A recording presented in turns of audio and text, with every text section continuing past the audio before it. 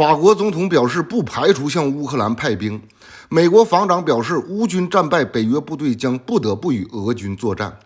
2天之内，美法两家先后表示要对俄开战，但这里的学问可大了去了。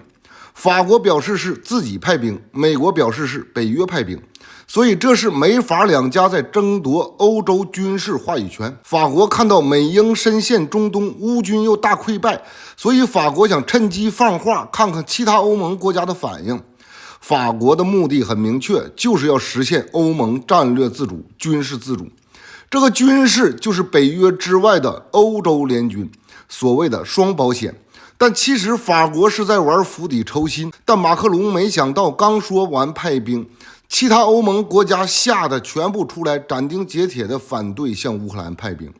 所以欧盟小国在法国与美国之间并不难做出选择，就是北约美国的军事保险才是第一保障。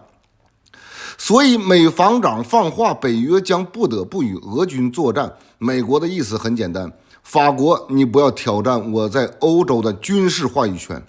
相对于法国，德国就温柔得多。德国比法国更想战略自主，但德国由于被美国驻军，所以都在暗地里试探。但不管怎么看，乌军溃败，美英深陷中东，已经严重影响美西方内部的团结。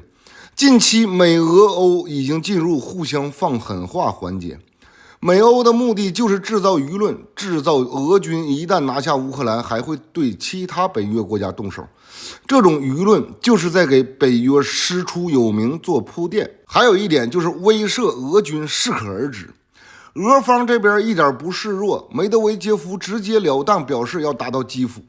大帝的国情咨文也表示了核威慑。